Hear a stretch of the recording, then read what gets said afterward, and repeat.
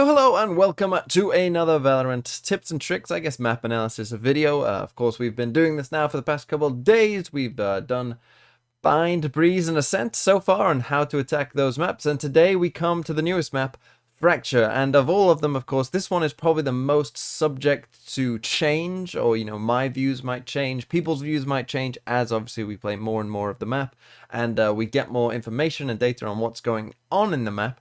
This one is probably the least sort of secure in its beliefs, in my beliefs on the map, because of course we haven't seen many like pro games on this map to start off with. Obviously it's new. I haven't played the map, as much, and people love to dodge this map because they haven't played it as well, which means you just end up playing it less, which always annoys me. So yeah, this one probably isn't as, concrete, I would say, as the others, and also it's a very weird and different map, of course, because of the way it's designed, so that also doesn't help in terms of coming up with a good analytical approach to how you should approach this map. But I will give it my best shot, and I think there is still some things to think about and learn, and you'll definitely be able to take something away from this. Actually, you probably might be able to take more away from this, because you probably know less about this map than you do the others as well.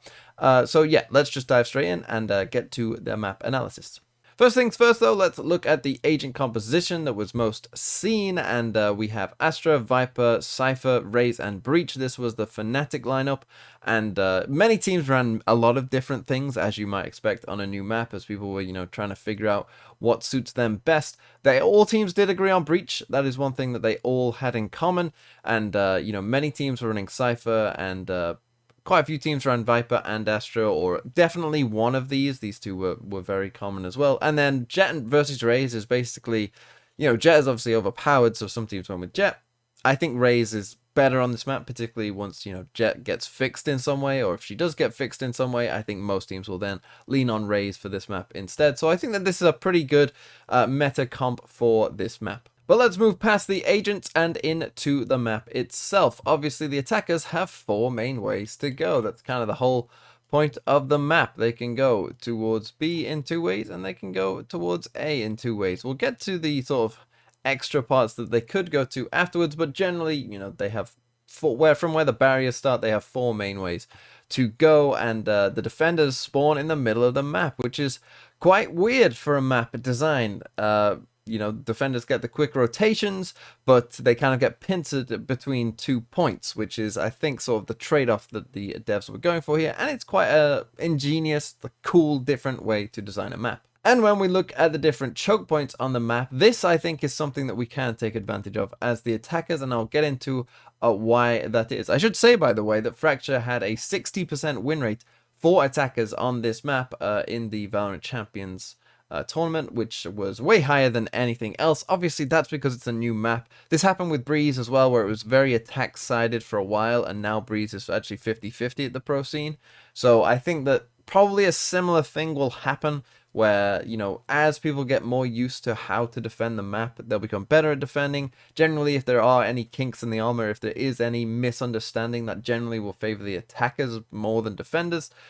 So I think that, as time goes on, it will come closer to 50-50, but right now it is attacker-siders with the uncertainty surrounding the map. But there are 6 ways, 6 choke points for the attackers. There's this one on tower, there is this one here on B main, there is obviously this one here on the stairs to B, there is this choke point here on A, there is this one here on the door, and there's the ledge here, of course, dropping down from dish side, and that is 6, and you might know that there are only 5 defenders, but 6 choke points, and so let's think about how we can take advantage of that, which I think is our advantage as the attackers. First, let's look at these choke points, though, and we'll start with A site, and we'll talk about how we would attack A site. So, one thing that a lot of teams, and I mean a lot of teams, did when they played Fracture on the attack side, is they didn't really push dish.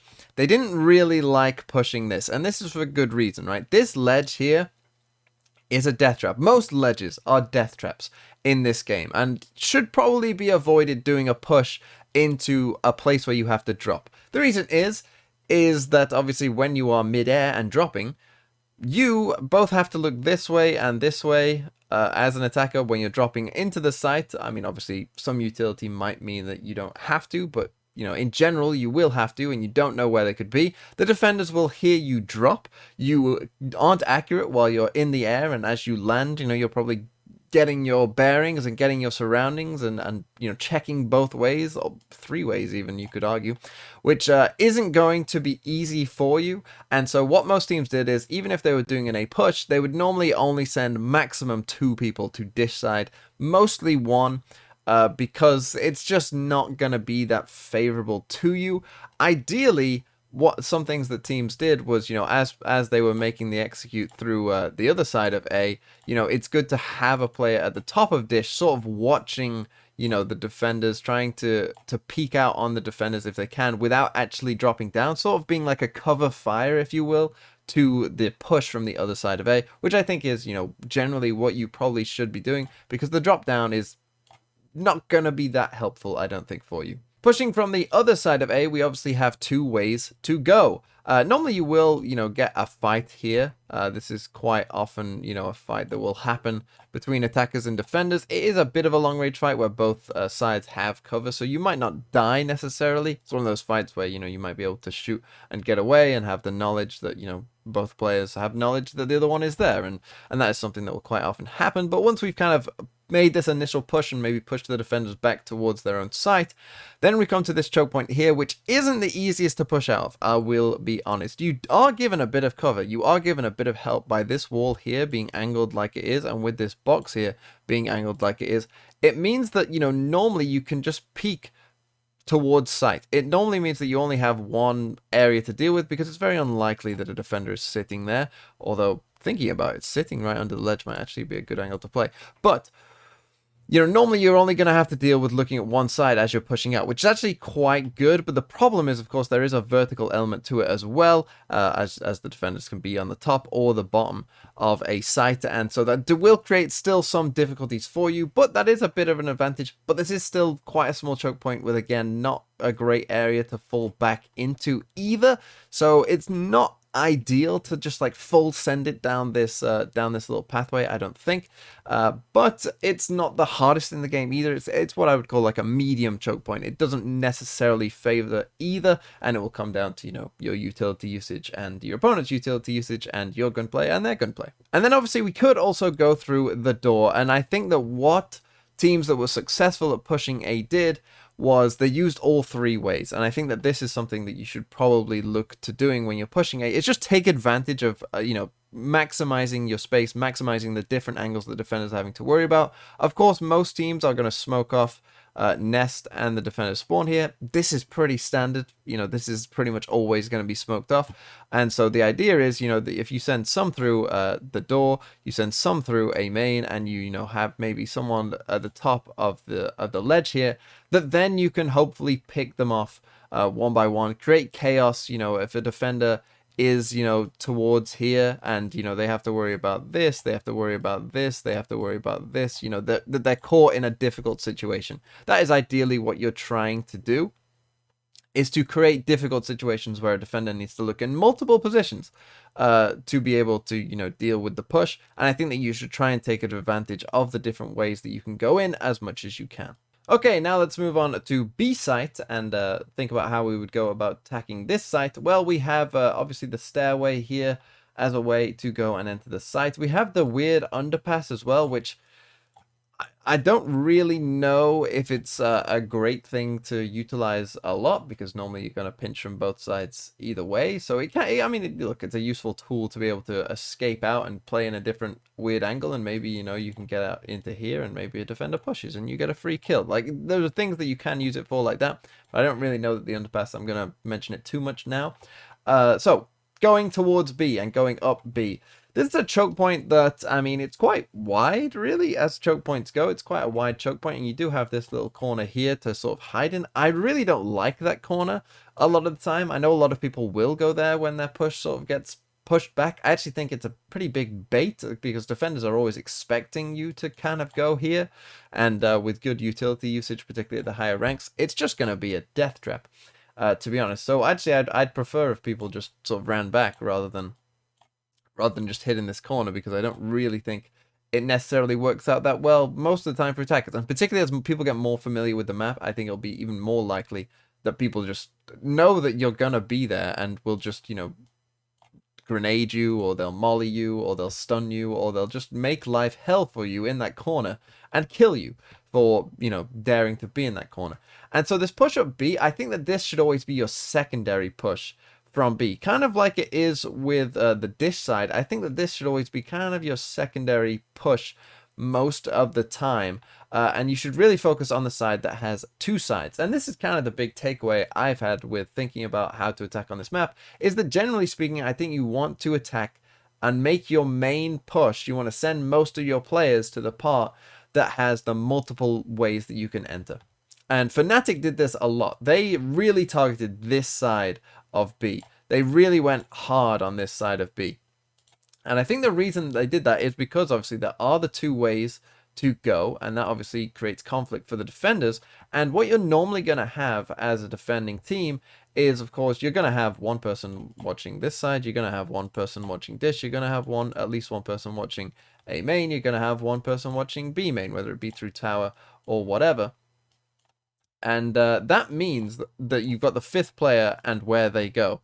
Now, basically, they're going to go either probably here and watch the door, or be in tower, maybe with a defender here on B main as well. There's either going to be two here, or there's going to be two on A main. That's basically what's going to happen, right? Normally, you have to kind of figure out what exactly is going on. For some reason, I feel like there is an affinity for defenders to be here.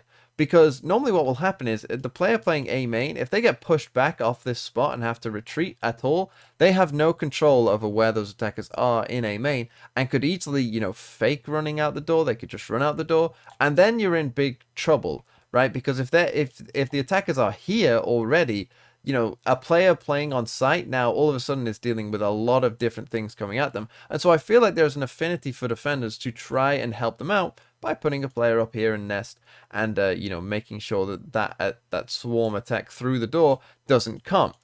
But that means that the player on B is in a bit of trouble. But normally they'll be like, oh, it's fine, because I can just stand here and I can watch the cross as well as defending the tower push as well. But of course, if this person gets pushed off tower, and this is what basically I think Fnatic were trying to do a lot of the time, is that Boaster would put a Viper Orb here, which would push the defender back off this and make sure they couldn't push out as well. And that would mean that, they'd be like, oh, I don't know where they are. I don't know how far through A main they are. And so, there'd be a rotation to make sure that they didn't push through the door as well. And, that they had both of these sites clear. And then they would just push tower. And they'd push the person off tower. It was King in the Vision Strikers game. They'd push them back off tower. And they'd run into tower and they'd take tower control and push through B main once this player was gone. And the people on B site had no idea. Are they in are they here? Are they here? Are they already on site? This was happening so often that it just created chaos. And I think that this is how I would go about attacking the map fracture, is to take advantage, like Fnatic did, of this B site.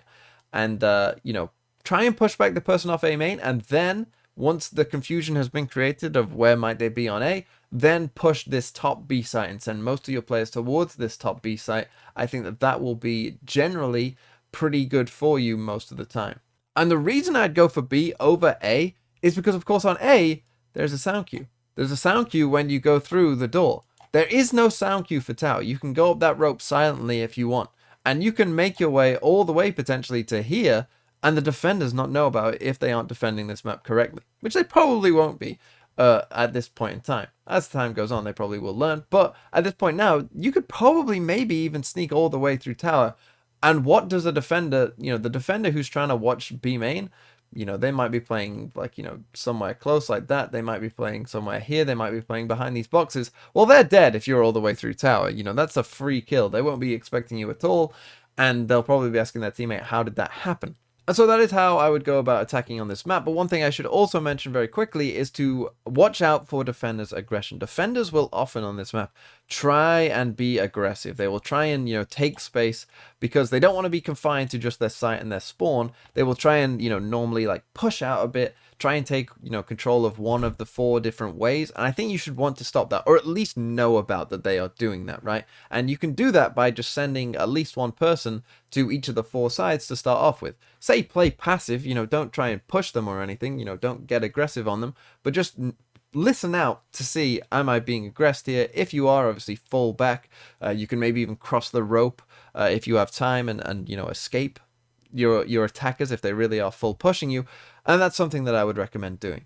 So to conclude, the average attacking round for me on Fracture would probably look something like this. It would start out with a default of, you know, one person, at least one person going to every 4 sides that you could go, and then waiting, listening out, making sure there's no pushes, confine the defenders to their area of the map, and then once that's been achieved, group up on mostly on either of the 2 sides that have the 2 choke points, and then aim to attack that choke point. Try and find out, if you can, you know, where that 5th defender is. If you know that the 5th defender is in nest here, for instance, then you want to attack this side of B. You know, same thing. If you know that there's one player defending B main and one player defending B tower, then you probably want to attack this person on who's trying to defend A main. And once you've done that, once you've found out where that 5th player is, then you can pretty much win rounds for free, because there's going to be one player who has to manage to defend 2 areas. And if they can't do that, they're going to lose the round. And, you know, when you're in a 4v1 or a 3v1 against them,